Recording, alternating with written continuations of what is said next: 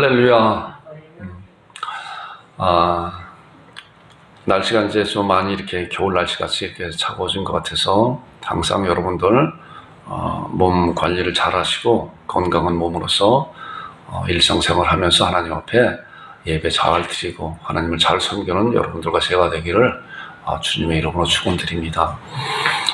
아까 우리 사모가 기도한 것 같이 지금 이제 뉴스에 보게 되면은 또 변종 코로나, 변종 바이러스가 이렇게 발견이 돼서 막 각 나라에서 이제 방역 지침을 내리고 진짜 봉쇄를 하는 그런 조치를 취하고 있다고 합니다. 벌써 코로나가 만 2년이 넘었어요. 보니까 2018년도 10월달, 11월달 그 정도에 이렇게 하나 조금씩 이렇게 나오더니 지금 벌써 언제예요? 그럼에도 불구하고 아직도 코로나 때문에 엄청난 세계적으로 많은 고통 가운데 있고 많은 사람들이 그런 것 때문에 일상생활도 제대로 하지 못하고 또 교회에서 예배도 정상적으로 회복되지 않는 가운데 얼마나 많은 교회들이 또한 많은 성도들이 또한 많은 이제 믿으려고 했었던 그런 분들이 많이 떨어져 나가고 있는 그런 안타까운 실정이 아닌가라고 생각을 해보게 됩니다. 또 이번에 이제 그 변종 코로나가 발견되었다고 해서 전 세계적으로 굉장히 이제 그 상황을 대처하는 가운데 힘든 가운데 있는 그런 모습을 보면서 여러분들은 어떤 생각을 하고 했는지 모르겠습니다. 저는 그런 것을 보면서 이런 말씀이 생각이 나요. 물론 이제 전에도 그런 말씀 많이 이렇게 생각을 봤지만 마지막 시대에 우리가 전에도 그 말씀을 했잖아요. 우리가 믿는 사람들은 세상을 보는 그런 관점을 잘 봐야 돼요. 세상을 보는 관점을 어느 것을 통해서 보는 것인가? 믿음을 통해서 봐야 돼요. 믿음은 뭐야? 하나님의 말씀을 통해서 하늘에 누러서 볼 줄 아는, 또 분별할 줄 아는 그런 것을 볼 줄 알아야 된다는 거예요. 믿음의 사람들은. 하나님께서 정말 성경이라고 하는 놀라운 하나님의 말씀을 우리에게 주어줬잖아요. 그렇기 때문에 우리는 그 말씀을 하나의 글자로, 하나의 인쇄된 글자로 보는 것이 아니라 하나님의 생명의 말씀으로. 전에 그 말씀을 많이 드렸잖아요. 하나님께서 천지를 어땠어요? 말씀으로 가라사대 때 말씀으로 온 천지를 창조하시고 또 우리 인간들을 만드시고 해와 달과 별들을 만들고 그랬잖아요. 말씀으로. 그리고 우리들에게 아담에게 말씀으로. 그렇기 때문에 이 말씀이 굉장히 중요한 거예요. 그래서 말씀에 대한 그런 말의 힘이 있단 말이에요. 사람이 죽고 사는 것이 혀의 권세가 있다고 또 말씀 가운데 있어요. 이 말이 얼마나 중요한 것인지 모르겠어요. 그렇기 때문에 여러분들 그런 말씀을 잘 봐야 되고 또 지금 말씀드린 것 같이 현 시대에 살아가고 있는 이 시대가 어떠한 시대인 건가 우리가 말씀을 통해서 조명해 볼 줄 아는 그런 능력을 키워가야 돼요. 믿음의 사람들은. 그래서 잘 살펴봐야 돼요. 이 시대가 지금 어떻게 흘러가고 있는 것인가. 그런데 그러한 모든 것을 하나님께서는 이미 말씀을 통해서 말씀에 놓고 계세요. 드러난 비밀이라고 그랬잖아요. 비밀이 뭐예요? 다른 사람들 모르는 거예요. 드러난 비밀이에요. 믿음의 사람들, 또 그 믿음의 사람들 가운데서도 이러한 것을 사모하고 이러한 것을 갈급해오고 찾아보려고 연구하는 자들에게 그 말씀이 드러나 보여지게 되는 것입니다. 자, 이 말씀을 보니까 누가복음 21장 10절과 12절에 있는 말씀을 보니까 이런 말씀이 있어요. 또 이 시대의 민족이 마지막 시대에 어떠한 일이 일어날 것인가 미리 이제 복음서에도 다 그런 말씀이 있어요. 복음서뿐만 아니라 서신서에도 그런 말씀이 있어요. 마지막 시대에 어떻게 될 것인가에 대해서. 그러니까 우리는 그런 말씀을 보면서 지금 흘러가고 있는 이 시대가 어느 시대에 살고 있는 것인가를 우리는 짐작할 수가 있다는 거예요. 그리고 알 수 있다는 거예요. 자, 또 이런 시대 민족이 민족을, 나라가 나라를 대적하여 일어나겠고, 그렇잖아요. 우리 대한민국도 뭐예요? 민족과 민족, 북한과 남한, 대표적으로 그렇잖아요. 그 다음에 나라와 나라는 대표적으로 민주주의 국가, 사회주의, 공산주의 국가, 그런 나라들이 얼마나 계속적으로 그러잖아요. 그리고 뭐예요? 곳곳에 큰 지진과 기근과 전염병. 그렇잖아요. 지금 전염병 아니에요? 온 세계가 이거 눈에 보이지 않는 이런 코로나 바이러스로 말미암아 정말 얼마나 많은 사람들이 죽어가고 고통 가운데 있는 것인가. 이것이 뭐예요? 마지막 시대에 예수님이 오신 그 시대에도 마지막 시대라고 그랬는데 이제는 2000년이 흘러가고 있는 마지막 시대의 지말이라고 그러잖아요. 또 보면은 자, 그런 마지막 시대에 이러한 것이 있겠다고 이미 하나님께서 성경 말씀을 통해서 말씀해 놓고 있는 거예요. 예언해 놓고 있어요. 우리는 그런 말씀을 통해서 우리가 살고 있는 이 시대가 어떠한 시대인가 잘 분별해 봐야 되는 것이에요. 자, 또 무서운 일과 하늘로부터 큰 징조들이 있으니 하늘로부터 수많은 그러한 징조들이 많이 보이고 있다는 거예요. 전에도 그 말씀 드린 것이 생각이 나는 것 같아요.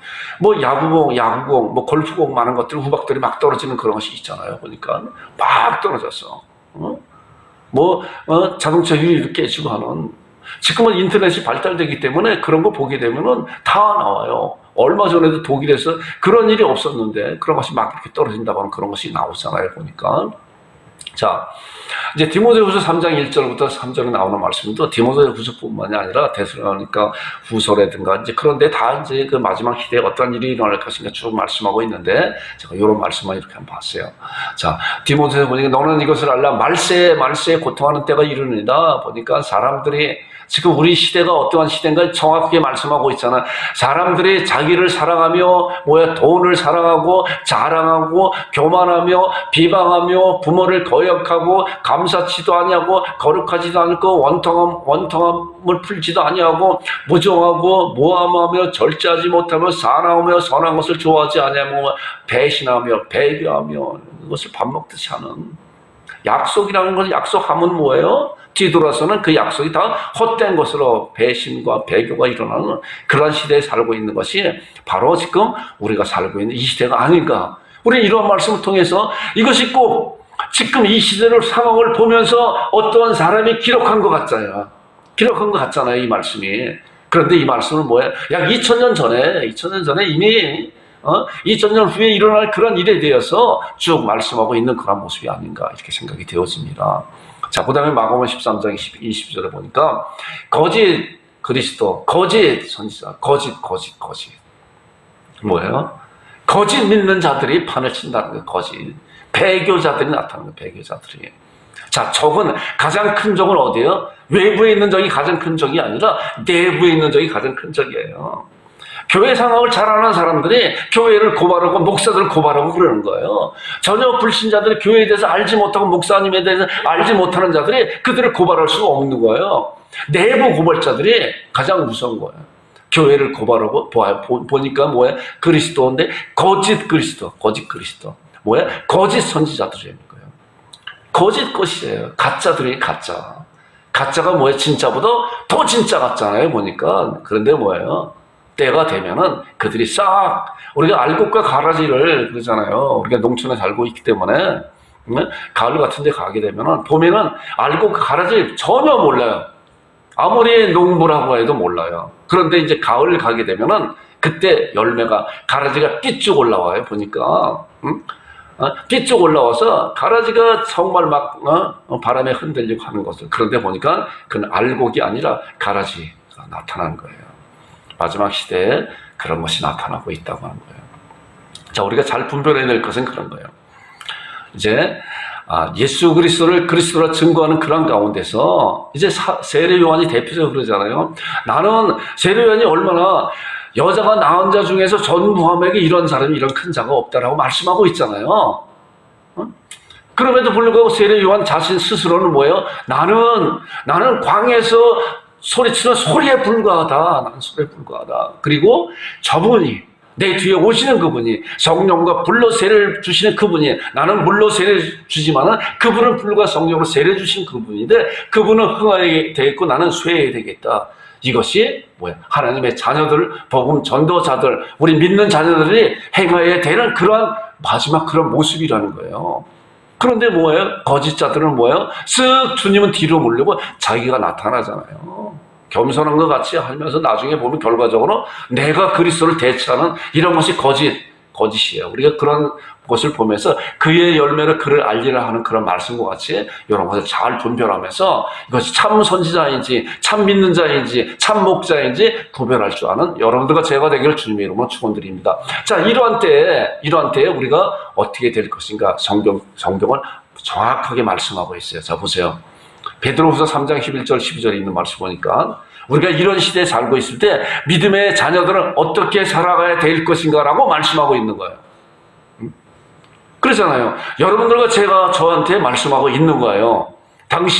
당시에 믿음의 사람들에게 말씀하고 있었지만은 지금도 마찬가지로 우리들에게 말씀하고 있는 거예요. 이런 시대에.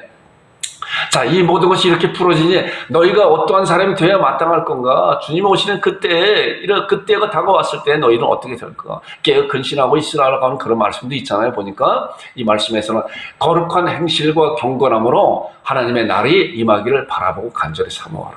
거예요.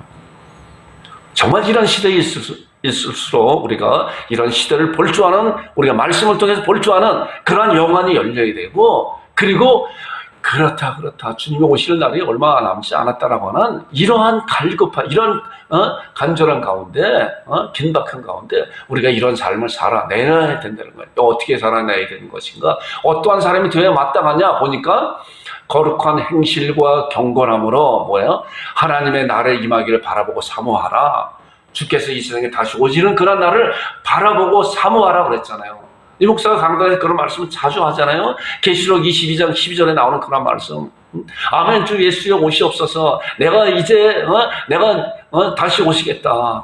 심판주로 오겠다. 내가 줄 상이 내게 있어. 너에게 줄 것, 너의 행한 대로 갚아줄 것이다. 라고 할 때 우리는 아멘. 주 예수 오시옵소서라고는 준비된 자들, 사모하고 간절히 사모하고 준비된 자들은 바로 그렇다는 거예요. 예수님이 오시는 그날, 예수님께서 초림하신 날, 초림하실 때는 이제 12월 달에 되면 이제 성탄절이 있잖아요. 그때도 마찬가지로 많은 사람들이 깨어있는 자들이 예수님의 탄생을 기다렸잖아요. 그러나 소수의 무리들만 예수님을 맞이하였잖아요. 목자들과 동방의 박사들과, 그리고 소수에 있는 사람들 많이 예수님을 맞이했잖아요. 그러나 예수님을 맞이하지 아니하였다고 그때는 기회가 있어요.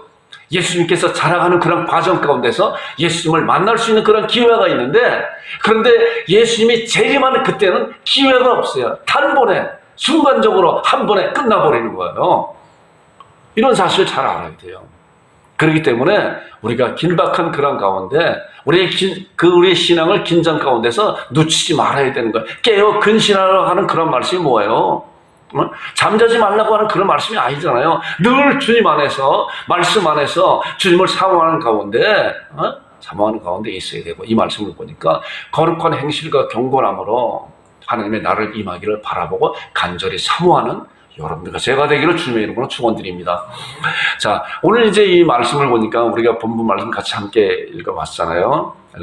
이 말씀 보니까 예수님께서 이제 마가복음에 이제 1장부터 쭉 나오는 말씀 지금 같이 말씀을 은혜를 나누고 있잖아요. 보니까 예수님께서 이제 마가복음 1장에 보니까 하나님의 아들 예수 그리스도의 복음의 시작이라고 말씀하고, 때가 참에 이제 하나님의 나라가 가까웠으니 회개하고 복을 믿으라라고 이제 말씀을 하고, 그리고 세례요한테 세례를 받고 난 다음에 예수님께서 이제 제자들을 선택했잖아요. 제자들을 택하시고, 그러고 난 다음에 많은 병자와 많은 귀신 쫓아내고, 그리고 많은 기적을 베푸시는 그런 가운데 하나님의 말씀을 증거하는 그런 가운데 또 우리가 지난 주간인가 안식일에 대한 그런 논쟁에 대한 말씀을 같이 나눴잖아요. 은혜 나눴잖아요. 그런데 한마디로 예수님께서 내가 안식일의 주인이라고 하는 그런 놀라운 말씀을 선포함으로 모든 것을 다 잠잠케 만들어 버렸잖아요.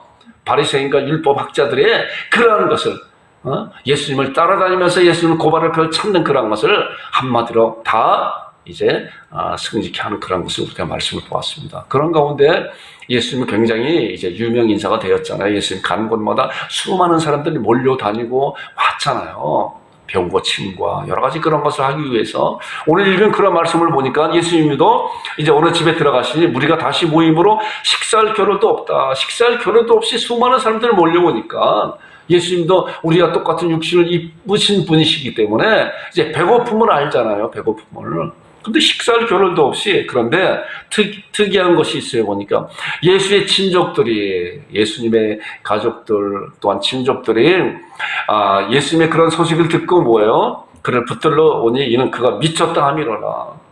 자, 보는 관점이 다르니까 이런 거예요. 보는 관점이 다르면 예수님께서 행하시는 그런 놀라운 기적과 능력과 그러한 귀신 쫓아내는 축사 사역을 보면서 이들은 친족들조차도 예수님이 미쳤다라고 이렇게 이야기하는 거예요. 자, 그러니까 그 다음에 나오는 말씀 보니까 예루살렘에서 내려온 서기관들은 이제 율법학자들이잖아요. 바알세불을 지폈다 하면 또 귀신 왕을 심어 귀신을 쫓아낸다. 귀신을 쫓아내는 그런 모습을 보면서 예수님께서 행하시는 그런 모습을 보면서 바알세불을 힘입어, 마귀의 왕을 힘입어, 귀신을 쫓아낸다라고 이렇게 해요. 그리고 우리가 읽은 그 이제 마지막 말씀 30절에 보니까 이는 그들이 말하기를 더러운 귀신이 들렸다. 예수님을 보고 더러운 귀신이 들려서 그 귀신의 왕을 가지고 귀신을 쫓아낸다고 이렇게 이야기하고 있는 것을 우리가 오늘 같이 말씀을 나누고 있는 거예요. 자, 오늘 제목을 보니까 성령님 모독죄. 저 성령 모독죄라고 그렇게 쓰려고 하다가 그랬잖아요. 우리 성령님에 대해서는 너무 성부와 성자와 성령 하나님, 삼위일체 하나님이신데 동일하신 하나님이심에도 불구하고 성령에 대해서는 너무 이렇게 하대하는 그런 모습이 아닌가. 여러 가지 말씀이라든가 찬송가라든가 그래서 가능한 한 우리가 특별하지 아니하면 성령님이라고 우리가 존칭을 써야 되는 이것이 우리가 해야 될 그런 모습이 아닌가 이렇게 생각이 되어집니다. 자, 성령님 모독죄에 대해서 짧게 이렇게 말씀드릴 수가 없어서 두 번에 걸쳐서 이렇게 말씀을 드리려고 합니다. 그래서 오늘은 성령님이 누구신가에 대해서 좀 더 이렇게 자세히 알고 나야 이 말씀에 대해서 보니까 29절에 보니까 누구든지 성령을 모독하는 자는 영원히 사하심을 얻지 못하고 영원한 죄의 것이라 영원한 멸망을 빠져버린다. 영원한 지옥에 처해인다. 이거예요. 성령을 모독하는 죄. 그 전에 말씀을 성령을 회방하는 죄라고 했어요. 과연 이런 것은 어떠한 것인가? 어떠한 사람이 이러한 것을 저지르면서 또한 어떻게 이러한 일을 일어날 수 있는 것인가에 대해서 우리가 말씀을 생각해 볼 때 먼저 이제 성령님은 누구신가에 대해서 좀 자세히 잘 말씀으로 다져놔야 이제 이러한 말씀을 다음 주에 함께 나눌 때 그 말씀이구나 라고 이렇게 같이 은혜를 나눌 수 있겠습니다. 그래서 오늘은 성령님은 누구신가에 대해서 성경 말씀을 통해서 함께 보겠습니다. 이 목사 설교하는 스타일이 가능한 한 이제 말씀으로 여러분들에게 말씀을 많이 소개하고 싶어요. 물론 여기 다 제가 준비한 그런 거에 대해서 다 이렇게 소개를 못하지만 그래서 거기서 핵심적인 그런 말씀을 뽑아서 여러분과 함께 나누는 것입니다. 성경 공부 형식으로 제가 설교하는 것이니까 여러분들 잘 말씀을 집중해서 성령님이 누구신가에 대해서 물론 지난번에 사도신경을 우리가 함께 은혜를 나눌 때 그때도 이제 성령님에 대해서 함께 이렇게 나눈 적이 있어요. 그렇지만 여러분들 머릿속에 얼마나 기억하고 있는 건가요? 잘 보시고 그리고 이제 영상에 기록을 하니까 여러분들도 생각날 때 유튜브를 통해서 잘 말씀을 해서 말씀을 잘 다져놔야 돼요. 잘 다잖아요. 그분이 성령님이 그분이시구나. 그런 일을 하시고 계시는 분이고 나와의 관계가 어떠한 분이시구나 라고 하는 것을 정확하게 잘 알 수 있어요. 그래야만이 우리가 믿음에서 흔들리지 않고 그 다음에 분별력을 가질 수 있는 것이에요. 자, 오늘 보겠습니다. 자, 성령님은 누구신가? 이렇게 말씀을 보니까 삼위일체 하나님이죠. 창조사역을 하셨다. 자, 구약적으로는 그런 말씀을 통해서 성령께서는 삼위의 하나님이시잖아요. 삼위일체 하나님이시다. 그리고 창조사역에 하셨다. 창조사역. 이미 태초 이전부터 영원전부터 영원까지 계시는 성령님이시잖아요. 삼위일체 하나님이시잖아요. 영원전부터 영원까지 계시는. 자, 보니까 이제 말씀을 보니까 창세기 1장 1절과 2절에 보니까 태초에 하나님이 천지를 창조하시니라 땅이 혼돈하고 공하며 흑암이 깊음에 있고 하나님의 영이 뭐예요? 성령님이시잖아요. 하나님의 영은 수면에 운행하시니라. 이미 창조 사역할 때부터 이미 하나님께서 성부와 성자와 성령 하나님이 함께 사역하시는 그런 놀라운 일을 우리가 성경 말씀을 통해서 분명히 알게 되는 거예요. 그래서 여러분 이런 말씀을 통해서 이 말씀을 보니까 그렇구나라고 아주 확실히 알 수 있잖아요. 그 다음에 뭐예요? 하나님이 이르시되 우리의 형상을 따라 우리의 모양대로 우리가 사람을 만들어봐요. 우리가 누구예요? 우리가 성부와 성자와 성령 하나님 우리가 그렇잖아요. 삼위일체 하나님은 혼자 일하시는 것이 아니에요. 삼위의 하나님이 같이 합력하여 같이 일하시는 그런 놀라운 사실을 우리가 말씀을 통해서 보게 되는 것입니다. 그래서 삼위일체 하나님이시며 창조사역을 하셨다. 그 다음에 자, 전에 우리 사도신경 말씀 보면서 이 그림 생각나죠? 그래서 우리가 말씀을 잘 이제 조심해야 될 것이 성부 하나님, 성자 하나님, 성령 하나님 이렇게 같이 말씀드릴 때 이렇게 하면은 이게 맞지 않는 거예요. 그러나 듣는 자가 그것을 이제 새겨 들을 수 있죠. 삼위일체 하나님을 저분이 그렇게 이야기하는 거구나라고 이렇게 새겨 들을 수가 있는데 좀 더 정확하게 이 도표를 보면서 성부, 성자, 성령 하나님 이렇게 말하는 거예요. 삼위의 하나님을 같이 동시에 말할 때는, 그러나 따로 분리해서 말할 때는 성부 하나님께서 이렇게 하셨다라고 이렇게 말씀하고 있어요. 그러니까 이런 도표가 그래도 삼위일체 하나님을 완벽하지는 않지만 그래도 가장 잘 표현한 그러한 그림이다라고 생각할 수 있어요. 그러니까 이런 그림을 머릿속에 잘 기억해 놓고 성부, 성자, 성령 한 분 하나님이시구나. 그러나 혼합되어질 수 없고 또한 완전히 떨어져 나갈 수가 없고 그러나 구별되어지시는 그런 삼위의 인격으로 계신 이러한 분이시구나라고. 그래서 삼위일체 하나님을 정확하게 우리 인간의 언어로서 우리의 이 지성으로서 알 수가 없어요. 정확하게 이 정도까지만 알고 우리 믿음으로써 삼위일체 하나님께서 함께 사역하시는 그러한 일이구나라고 이렇게 생각하는 여러분들이 되기를 바랍니다. 자, 하나님의 사역자들 세우셨다. 이제 성령께서 하나님의 사역자를 세우셨다. 자, 사무엘상 16장 13절에 보니까 이제 왕을 세우시는데 이제 다윗 왕을 세우시잖아요. 사울 왕 다음에 다윗 왕을 세우는데 이 말씀에 보니까 사무엘이 기름 뿔병을 가져다가 그의 형제 중에서 그에게 부었더니 이제 다윗의 형들은 다 지나갔잖아요. 내가 보는 것은 사람과 같지 않냐. 나는 사람을 외모를 보지만 나는 중심을 본다라고 하면서 다윗에게 이제 기름을 부어라고 하나님께서 말씀하셨는데 그에게 부었더니 이날 이후로 다윗이 여호와의 영에 크게 감동되었더라. 자, 구약적인 그런 말씀을 보니까 이제 시작적으로는 성령님에 대해서 굉장히 많은 말씀이고 성령님의 사역에 대한 그런 말씀을 많이 읽고 있는데 사도행전도 마찬가지로 성령님의 사역이잖아요. 근데 구역적에서는 조금씩 이렇게 보여줘요. 조금씩. 자, 다윗이 여호와의 영에 크게 감동하니라. 여호와의 영이 누구세요? 성령님이시잖아요. 자, 기름을 부었더니 왕으로 세웠더니 다윗의 성령님으로 크게 감동되었다라고 하잖아요. 자, 그다음에 이제 엘리야가 이제 스승이고 엘리사가 이제 제자인데 엘리야가 이제 승천할 때가 됐잖아요. 그랬을 때 엘리야에게 물어봤더니 엘리사가 스승님의 갑절의 영감을 달라고 그랬잖아요. 그래서 그에게 하나님 앞에 기도하는 가운데 그랬어요.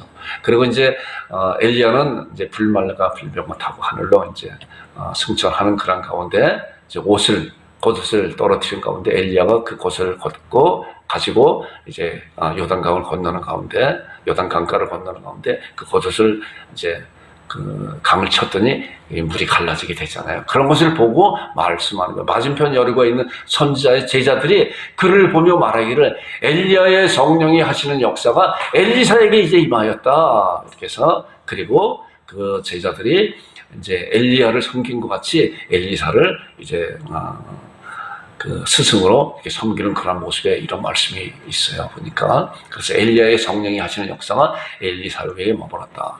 자, 구역에 있는 그런 말씀을 보니까 다 하나님께서 성령님을 통해서 이제 왕들을 세우시고 또한 선지자를 세우시는 그런 놀라운 역사이 지속적으로 이어져 오고 있었다는 거예요. 자, 그다음에 구약에 예언되어지는 이제 성령님에 대해서 잘 보세요. 이미 구약적으로부터 창세 전부터 영원 전부터 계신 성부와 성자와 성령 하나님께서 이제 구약 성경 말씀을 통해서 하나씩 조금씩 보여지기 시작하는 그런 가운데 이제 구약적인 예언되지는 성령님에 대해서 이제 에스겔서에 보니까 그런 말씀이에요. 또 성령을 너희 속에 두고 새 마음을 이제 앞으로 성령께서 이 세상에 오실 것인데 그분이 어떻게 오실 것인가? 새 영을 너희 마음속에 두고 새 마음을 너에게 주되 너희 육신에서 굳은 마음을 제거하고 부드러운 마음을 줄 것이며 그 다음에 내 영을 성령님을 너희 속에 두어 너희로 내 율례를 행하게 하리니 너희가 내 규례를 지켜 행할지니라. 자, 성령께서 내주하실 것이다. 내주하실 것이다. 그러면서 내주하시면서 그 성령의 힘을 통해서 율례를 행하고 규례를 지켜 행할 것이다 라고 에스겔 선지자를 통해서 앞으로 오실 성령님에 대해서 우리 이미 이제 이후의 세대이기 때문에 오순절에 오실 그 성령님에 대해서 이렇게 예언하고 말씀하고 있는 것이에요. 구약적으로. 또 대표적으로 이제 요엘서 2장 28절과 29절은 아주 굉장히 이제 유명한 말씀이잖아요. 우리 복음성가에도 있는 말씀이에요. 그러니까 그 후에 내가 내 영을 만민에게 부어주리니 하나님의 백성들에게 부어줄 것이다. 이제 아브라함의 약속한 그런 너로 말미암아 많은 민족의 복을 얻을 것이라 하는 그런 약속 가운데 그런 자들에게 하나님의 자녀들에게 민족을 떠나서 전 세계적으로 하나님의 자녀들에게 이제 내 영을 부어줄 것이다. 부어줄 것이다. 그리고 너희 자녀들은 장래일을 말하고 너희 늙은이들은 꿈을 꾸며 너희 젊은 이 이상을 볼 것이며 그때 내가 또 내 영을 남종과 여종에 부어줄 것이다. 남종과 여종에 하나님의 백성들에게 부어줄 것이다 라고 에스겔 선지자와 요엘 선지자가 이렇게 말씀을 하고 예언하고 있는 것이에요. 자, 이러한 예언이 이제 어떻게 이루어지는 것인가? 자, 구약적으로 지금 계속적으로 성령께서 인도하시는 그런 가운데 창조 사역과 또한 선지자 또한 왕들을 세우는 그러한 사역을 통해서 또 이 말씀을 보니까 앞으로 이제 믿는 자들에게 내주하시면서 역사하실 것이다 라고 예언한 그런 말씀 가운데 있는 것이잖아요. 자, 보세요. 자, 신약의 성령님 또 보면 자, 누가복음 1장 15절에 보니까 이제 세례 요한에 대한 말씀이 나와요. 세례 요한도 탄생할 때 세례 요한도 이는 그가 주 앞에서 큰 자가 되며 포도주나 독한 술을 마시지 않으며 모태로부터 성령의 충만함을 받았다. 세례 요한도 마찬가지로 이런 말씀을 보니까 모태로부터 이제 누구예요? 엘리사벳이 어머니잖아요. 사가랴가 저기고 이제 아버지고 엘리사벳을 통해서 이제 이 땅에 태어날 때 성령의 충만함 나이가 늙어서 아이를 갖지 못하였는데 하나님께서 이제 그 기도를 들으시고 이제 엘리사벳에게 잉태케 하셨는데 그 잉태함이 뭐예요? 바로 이제 세례 요한인데 그 세례 요한이 성령의 충만함을 받아서 모태로부터 성령의 충만을 받아서 이 세상에 태어나게 만드는 이런 거 보시기 여기서 또 성령님의 성령님의 인도하신 가운데 충만한 가운데 잉태하는 그런 모습을 보게 됩니다. 또 대표적으로 이제 예수님의 탄생에 관해서 성령님이 관여하셨잖아요. 자, 누가복음 1장에 나오는 말씀은 이제 천사가 그 마리아에게 나타나서 내게 은혜가 입을 따요. 마리아와 그런 이야기 가운데 있었잖아요. 내가 어찌 그런 인사가 어디 있느냐? 나는 남자를 알지 못합니다. 어떻게 나에게 아이를 가질 수가 있느냐? 그런데 이제 뭐예요? 천사가 그에게 이야기하는 거잖아요. 이 말씀에 천사가 대답하여 이르되 성령이 내게 임하시고 네가 잉태되는 것은 성령께서 임하시는 것이다. 지극히 높으신 이 능력이 너를 덮으시니 이러면 나실 바 거룩한 이는 하나님의 아들이라. 자, 그런 말씀을 통해서 이제 마리아가 그랬잖아요. 주의 여정이니 주의 말씀대로 내게 이루어주소서. 그리고 성령의 잉태함을 받는 그런 놀라운 역사함이 있게 되잖아요. 이제 마태복음 1장 18절에 나오는 말씀 그 말씀이에요. 예수 그리스도의 나심이 이루어지니라 그의 어머니 마리아가 요셉과 약혼하고 동거하기 전에 뭐예요? 성령으로 잉태된 것이 나타났다. 자, 처녀가 어떻게 아이를 낳을 수 있습니까? 라고 믿지 않는 자들을 물어봤을 때 우리의 정확한 100% 정확한 정답은 뭐예요? 성령께서 잉태하셨다. 하나님께서 하신 것이다. 논쟁할 여지가 없는 거예요. 그런 것을 믿지 못하면 믿지 못하는 것이죠. 그러나 우리 믿음의 사람들은 뭐예요? 믿잖아요. 왜? 사람으로서는 할 수 없을 때 그 하나님은 하실 수 있잖아요.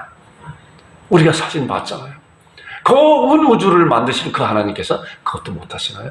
넉넉히 하시고도 남을 수가 있죠.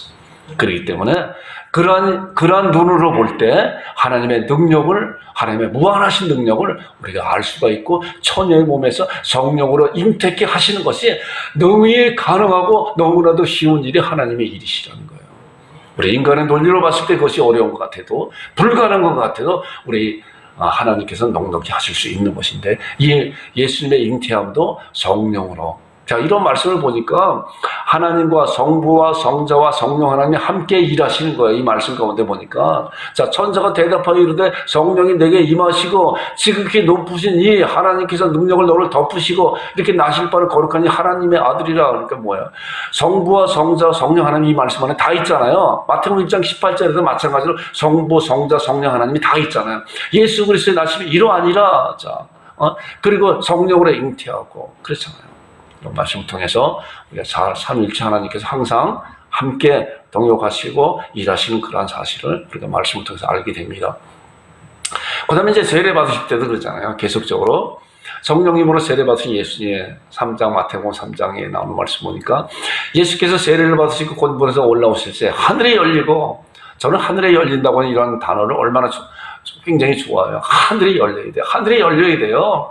여러분들도 마찬가지로 하나님 앞에 기도할 때 하늘이 열려달라고, 말씀을 열어달라고, 하늘이 열려야 그 하늘에서 쏟아지는 말씀을 우리가 받아 누릴 수가 있는 거예요.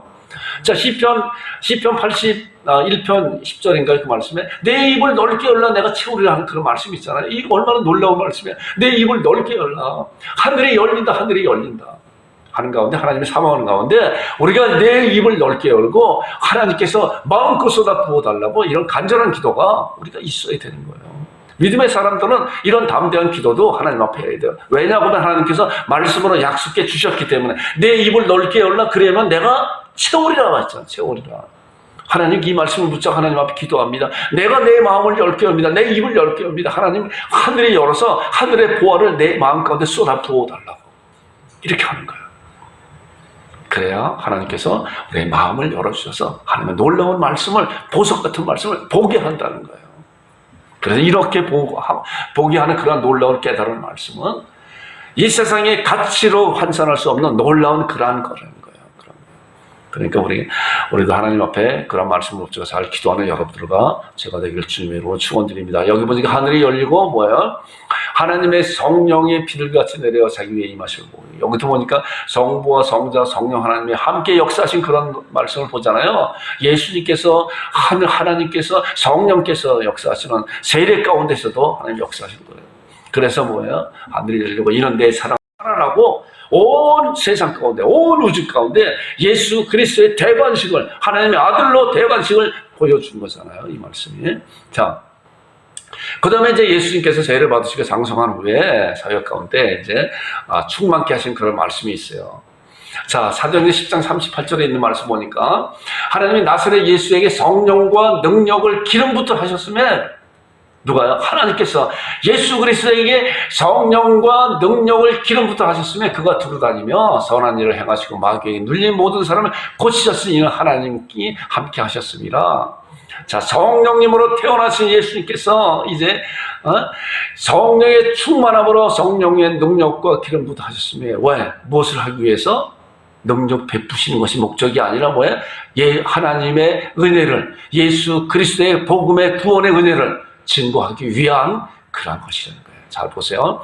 요한복음 3장 34절에도 말씀을 보니까 하나님의 보내신 이는 하나님의 말씀을 하나니 이는 하나님의 성령을 한량없이 주심이라. 성령을 한량없이 충만하게 채워주신 그런 놀라운 목적은 뭐예요? 하나님의 말씀을 대언하는 거예요. 말씀을 대는 거. 주님께서도 말씀으로 이렇게 말씀하고 있고, 주님께서 선취적으로 우리들에게 앞으로 일어날 그런 일에 대해서 미리 예수님께서 말씀하고 미리 또 경험한 그런 사실을 우리가 이런 말씀을 통해서 보게 됩니다. 이제 이것이 이제 그 신약적 언어로 선취적으로 예수님께서 하셨다, 이제 그런 말씀이에요. 자, 누가복음 4장 18절과 19절에 나오는 말씀은 이사야 이제 61장 1절에 나오는 말씀을 이제 예수님께서 인용하면서 말씀한 거예요. 자, 보니까, 자, 보세요. 주의 성령이 내게 임하셨으니 이는 가난한 자에게 복음을 전하게 하시려고 내게 기름을 부으시고 나를 보내사 포로된 자에게 자유를, 눈먼 자에게 다시 보게 함을 전파하며 눌린 자를 자유롭게 하여 뭐야? 그 다음에 나오는 말씀 잘 보세요. 주의 은혜의 해를 전파하게 하랍니다. 이거예요. 제가 여러분들에게 이제 설교 가운데 가끔 그런 말씀하잖아요. 아무리 성령의 놀라운 능력이 나타나고 기적이 나타나고 있다고 해도 이것은 다 뭐예요? 차선이라고 그랬잖아요. 이 사역은 차선이에요. 어떤 것이 우선 사역이에요? 은혜의 복음을 전구하기 위한 하나의 도구예요. 그것은요. 이것이 바뀌면 안 된다 그랬잖아요. 근데 말씀을 통해 정확히 봐야 돼요. 그렇기 때문에 예수님께서 이제 많은 능력과 기적과 많은 병고치가 축사 사역을 하였던 것은 뭐냐고 하면 예수님이 내가 그리스도나 내가 메시아다라고 증거하기 위한 하나의 과정이에요. 그것이 높여서는 안 되는 거예요. 지금도 마찬가지로 우리 하나님의 말씀을 잘 보면서 많은 능력과 정말 병고침과 그런 기적과 그런 것이 있다고 해도 예수님께서 그리스도라고 하는 그런 복음에 전해지지 아니하면 이것은 하나의 행사라고 그랬잖아요. 행사에 불과한 거예요. 그렇기 때문에 이 말씀도 예수님께서는 주의 성령이 내게 임하셨으니 왜 임하셨느냐? 주의 은혜의 해를 전파하기 위해서 놀라운 하나님의 능력, 하나님의 은혜를 전파하기 위한 그러한 것이다 라고 말씀하고 있는 것이에요. 여러분과 제가 이러한 사실을 잘 알고 하나님의 말씀을 증거하는 것이 얼마나 중요한 것인가, 얼마나 귀한 것인가, 얼마나 최고인가를 잘 생각하는 여러분과 제가 되기를 주님의 이름으로 축원드립니다. 자, 그 다음에 이제 예수님께서 이제 성령님을 소개하시는 이제 그런 말씀이 쭉 나와요. 자, 이제 예수님께서 사역을 하시면서 성령님을 소개하는 말씀이 요한복음 14장, 15장, 16절에 자세히 나와 있어요. 여러분 때 시간 날 때 말씀을 잘 또 집에서 한번 읽어보시기 바랍니다. 자, 중요한 구절만 제가 이제 말씀을 함께 은혜를 나눌 것입니다. 요한복음 16장 13절과 14절에 보니까 예수님께서 그러나 진리의 성령님이 오시면, 자, 성령이 뭐야? 진리의 성령님이 뭐야? 말씀의 성령님이라는 거예요. 하나님의 말씀은 진리이다라고 요한복음 17장 17절에 말씀하고 있잖아요. 그 말씀이 말씀의 성령께서는 말씀으로 역사하시는 거예요. 진리의 성령이 오시면 우리를 진리 가운데 인도하시다. 그가 너희를 모든 진리 가운데 인도하실 거다. 말씀 가운데 인도하시는 성령님께서 오시면은 이제 예수님께서 성령님에 관해서 이제 신약에서 말씀하고 있는 거예요. 그 성령께서, 그 보혜사 성령께서 오시면은 우리를 진리 가운데 인도하시고 그 성령님은 스스로 말하지 않고 오직 들은 것을 말하면 장래를 너에게 말리시라.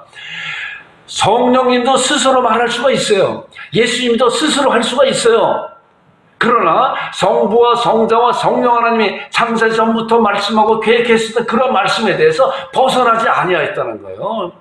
그렇기 때문에 예수님께서 겟세마네 동산에 기도할 때 이 잔을 내게서 옮기시옵소서. 그러나 내 원대로 하지 말고 주님의 원대로, 아버지의 원대로 하옵소서라고 하는 말씀이 뭐냐면 말씀에서 벗어나지 않기 위해서 그런 거예요.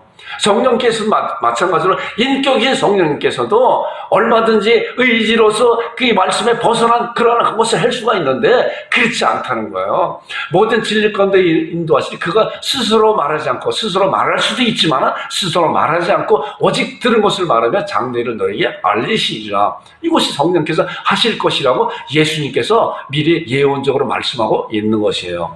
자, 그가 내 영광을 내타리니 내 것을 가지고 너에게 알겠으며, 자, 성령께서 오시면은 예수 그리스도가 그리스도라고 증거하는, 예수님이 주님이시라고 그리스도라고 증거하는 그런 일을 할 것이다 라고 말씀하고 있는 거예요. 자, 그 다음에 요한복음 14장 26절에 보니까 보혜사가 뭐예요? 보혜사가 이제 돕는 자, 또한 변호자, 협조자, 인도자, 이제 그러한 것을 보혜사라고 이렇게 통칭을 그렇게 하잖아요. 곧 아버지께서 내 이름으로, 자, 성령께서 오시는 것은 뭐예요? 예수 그리스도의 이름으로 오시는 거예요. 이 말씀이 뭐니까 예수 그리스도를 오신 그 성령께서 누구를 증거해요? 예수 그리스도를 증거하는 거예요. 이 말씀에 분명히 있잖아요. 내 이름으로 보내실 성령, 하나님께서, 성부 하나님께서 예수 그리스도의 이름으로 성령님을 이 세상에 보내실 것이다. 그가 너에게 모든 것을 가르치고 내가 너에게 말한 모든 것을 생각나게 하리라. 요한복음 15장 26절에 보니까 내가 아버지께로부터 너에게 보낼 성령 보혜사 곧 이미 아버지께로부터 나오시는 진리의 성령이 오실 때 그가 나를 증언하실 것이다. 성령님이 오시면 나를 증언할 것이다. 나를 뭐를 증언해요? 예수님이 그리스도 메시아라고 증언할 것이다 라고 이렇게 분명하게 점점적으로 확실하게 말씀하고 있는 것이에요. 자, 그 다음에 나오는 말씀 보니까 요한복음 16장 8절에 성령께서 오시게 되면 이 세상을 향해서 죄에 대해서, 의에 대해서, 심판에 대해서 세상을 책망하실 것이다. 그런 말미암아 세상에 그런 말씀을 듣는 그런 자들이 이제 통에 자복하고 예수 그리스도를 믿음으로 구세주로 받는 놀라운 역사함이 일어날 것이다 라고 이 말씀을 통해서 암시하고 있는 거예요. 자, 그 다음에 나오는 요한복음 14장 17절에 보니까 그런 진리의 영이라. 누가요? 성령님께서. 진리의 영이다. 말씀의 영이다. 세상 능히 그를 받지 못하나니 이는 그를 보지도 못하고 알지도 못함이라. 세상 사람들을 알지 못해요. 드러난 비밀이니까. 드러난 비밀이기 때문에 알지 못하는 거예요. 우리가 지금 여기서 예배 드리고 있잖아요. 예배 드리는 것이 뭐예요? 하나님께서 임재하시고 우리의 예배를 받으시잖아요. 그러나 이 안에 바깥에 있는 사람들 절대로 알지 못해요. 이것이 뭐예요? 세상은 아직 못해요. 왜? 믿음의 눈이 없기 때문에. 놀라운 이런 사실을 알지 못하는 거예요. 지난주간에 그런 말씀을 드렸잖아요. 여러분들이 예배 가운데 나와서 하나님 앞에 예배드리는 그런 놀라운 사실이 얼마나 복된 것이고 얼마나 하나님 앞에 정말 받은 그런 은혜인가. 이런 은혜인가. 어찌 은혜인가. 어떠한 은혜이기 때문에 우리가 하나님 앞에 예배드리고 그 하나님께서 온 우주를 만드신 그 하나님께서 우리의 그 예배를 받으시는 그런 분이신가 라고 하는 감격 가운데 있는 거예요. 그렇기 때문에 예배 안에는 뭐예요?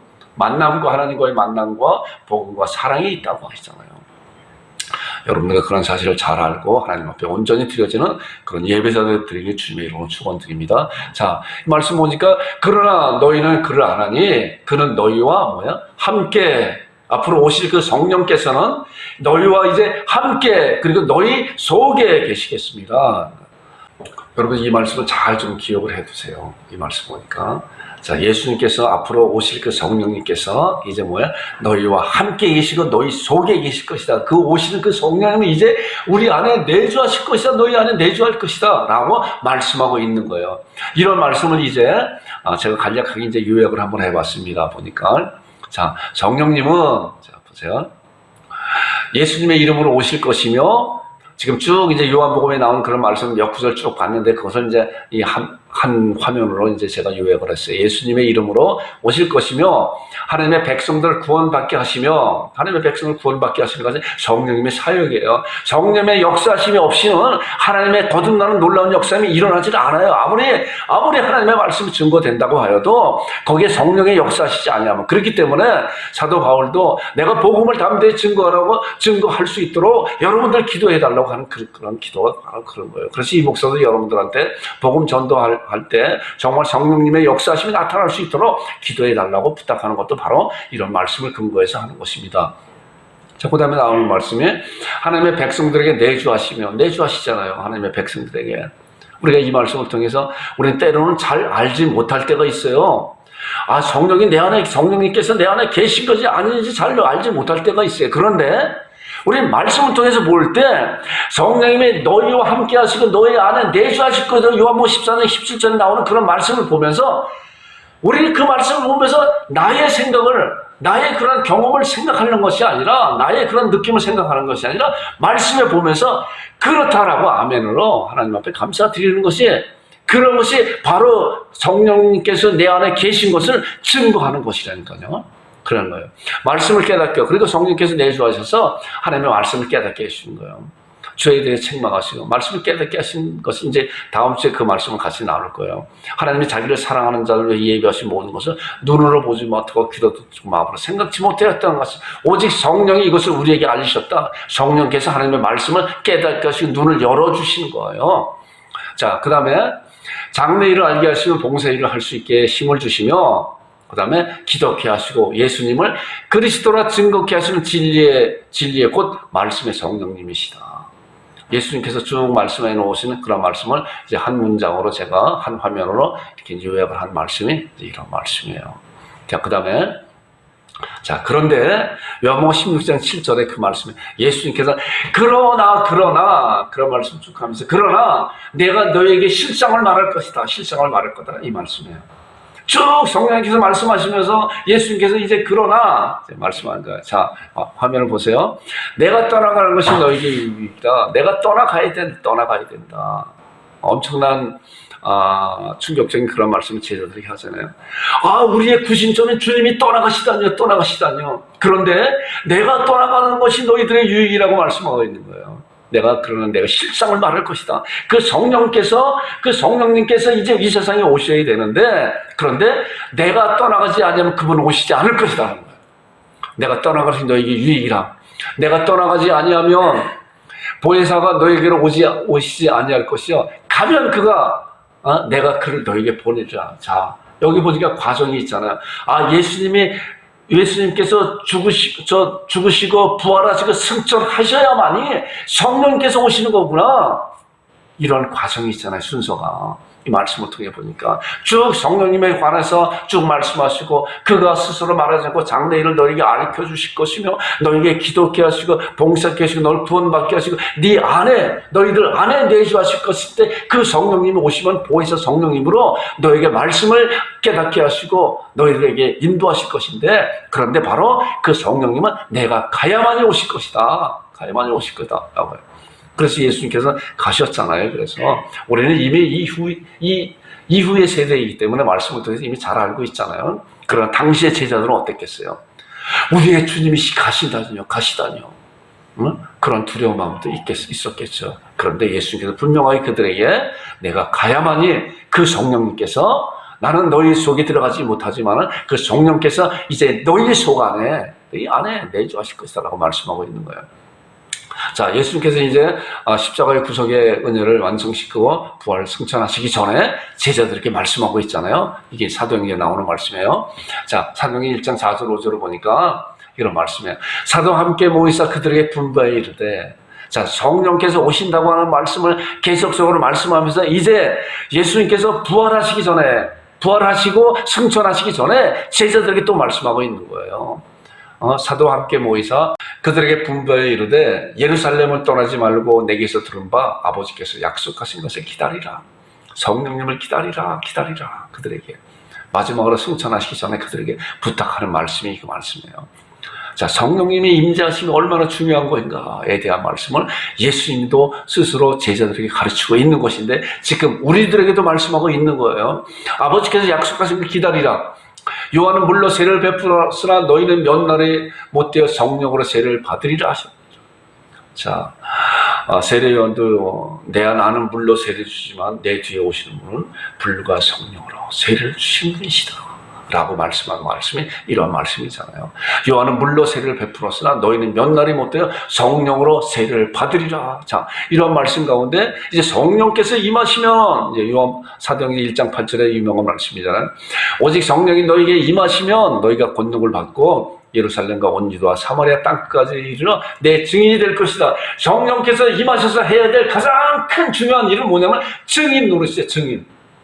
예수가 그리스도라고 하는 것을 증거하기 위한 그런 것이다. 그 중간에 있는 많은 사역, 많은 기적과 능력과 축사와 그런 모든 것은 바로 이 증인을 하기 위한 하나의 과정이다. 말씀을 통해 우리가 분명히 잘 알잖아요. 자, 그런데 어땠어요? 예수님의 제자들은 이제 500여 명이 이제 말씀해 보니까 예수님께서 이제 승천하신 걸 보았는데 120명만 나머지 이제 380명인가요? 380명 정도 되는 사람은 다 이제 뿔뿔이 무슨 사정이 있어 다 이제 갔고 120여 명에 되는 그런 제자들만 남아서 이제 기도하는 그런 가운데 있었잖아요. 이 말씀을 붙잡고 우리 주님께서 말씀하셨으니까 우리가 기도하고 오로지 기도에 힘썼다 기도하는 가운데 이제 오순절이 임해서 사도행전 2장에 나오는 이제 오순절이 임하였어요. 이때 그리고 우리 주님께서 말씀한 대로 이제 성령님께서 이 세상에 임하시는 놀라운 장면이 바로 사도행전 2장에 나오는 그런 말씀이에요. 이 장면을 보면서 그래 보세요. 오순절날에 이미 이름에 그들이 다 같이 한 곳에 모였더니 기도하는 가운데 한 곳에 모였더니 이제 성령이 임하시라. 호련히 하늘로부터 급하고 강한 바람 같은 소리가 있어 그들이 앉은 온 집에 가득하며 성령님께서 이 세상에 임재하시는 첫 번째 그러한 사건. 임재하시면서 호련히 하늘로부터 급하고 강한 바람 같은 소리가 있어. 아까 보니까 하늘이 열렸다고 그랬잖아요. 하늘이 열린 가운데 하늘로부터 급하고 강한 바람 같은 소리가 있어 그들이 앉은 온 집에 가득하며 마치 불에 혀처럼 갈라지는 것이 그들에게 보여 각 사람을 참으로 성령님을 사모하는 그런 사모한 가운데 각 사람들에게 이제 하나씩 임하였다. 성령의 충만함을 그들이 각자 한 사람도 빠지지 않고 그 안에 있는 120명 제자들이 다 성령의 충만함을 받았다. 그러고 나니까 어떠한 일이 벌어졌느냐? 얼마나 예수님께서 십자가상에 잡히시기 전에 끌려가시고 그럴 때 어땠어요? 다 도망갔잖아요. 수제자라는 베드로도 얼마나 3번씩이나 예수님을 부인하고 저주하는 그런 졸장부 같은 그런 자가 됐었잖아요.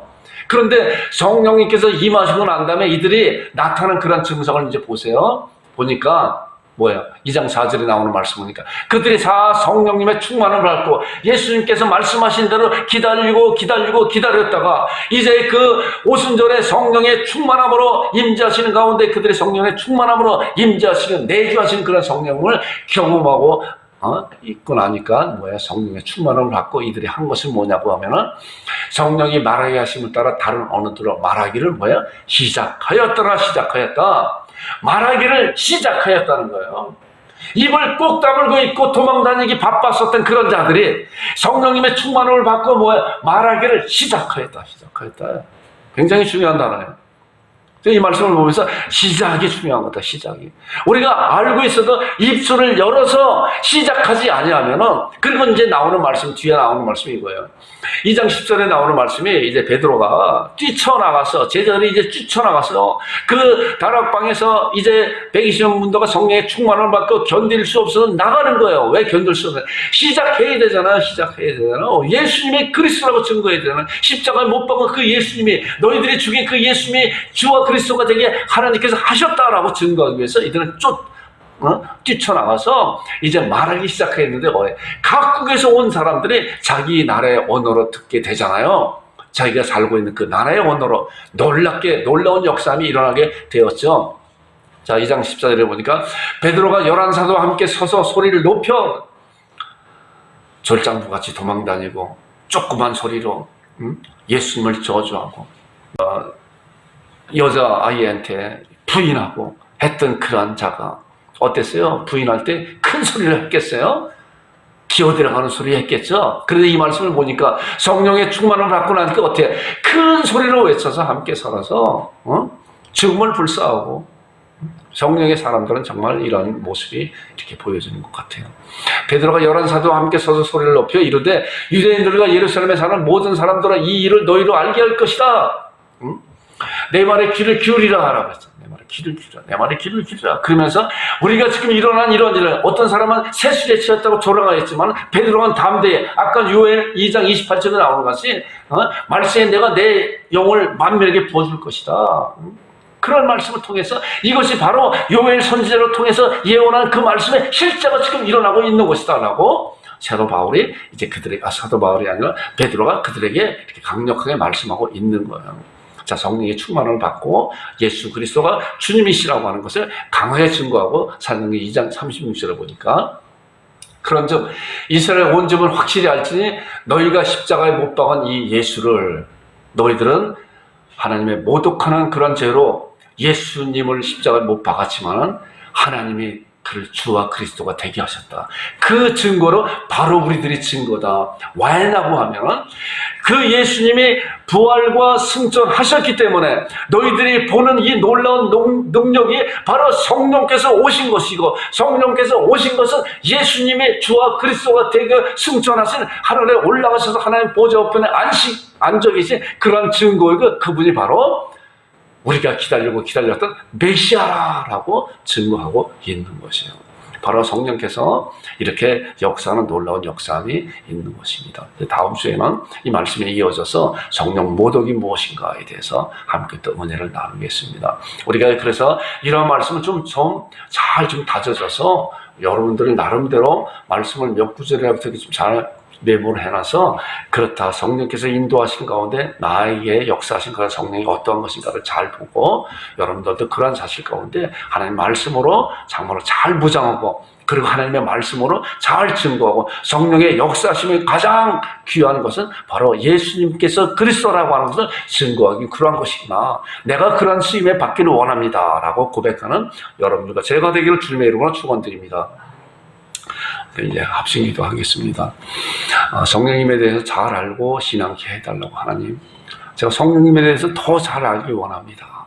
성령님께서 나에게 어떠한 역사를 하신 것이며 어떻게 일하시는 것인가에 대해서 말씀을 잘 열어달라고 기도하고, 그다음에 성령님으로 좀 충만케 해달라고, 술 취하지 말라 이런 방탕것이 오직 성령의 충만을 받으라 라고 말씀했기 때문에 성령님을 충만케 해주옵소서. 내가 입을 엽니다. 나에게 채워주옵소서 라고 하는 그런 간절한 그런 기도를 하고, 그 다음에 성령님으로 충만케 하셔서 다음대에 하나님의 은혜의 복음을 증거하는 그런 복음 전도자가 되길 원합니다 라고 기도하는 시간을 갖겠습니다. 아버지 하나님, 아버지 하나님 감사합니다. 하나님 아버지 은혜를 감사합니다. 아버지 하나님, 참으로 우리 성도들 성령님에 관해서 더욱 깊이 깨달아 알 수 있도록 우리의 눈을 열어주시옵소서. 우리의 영안을 열어주옵소서. 주의 말씀을 열 때 하나님 아버지, 참으로 그 말씀을 더욱 깊이 깨달아 알 수 있도록 알려주시고, 나의 눈을 열어서 주의 귀한 몸을 보게 하여 주옵소서.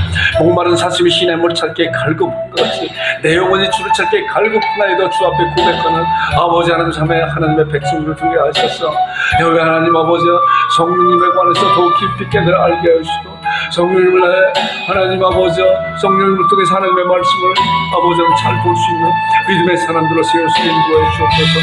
하나님 아버지, 우리 온 성을 성령님의 충만함으로 채우시고 능력으로 역사해 주셔서 하나님 아버지 참으로 하나님 앞에 강권적으로 역사하는 믿음의 사람으로 붙잡게 하여 주시고 붙들리게 하여 주셔서 하나님의 사역을 잘 감당할 수 있는 것으로 아버지 하나님의 은혜의 복음을 잘 증거하시고 아버지 믿음의 사람들로 세우시고 인도하여 주옵소서.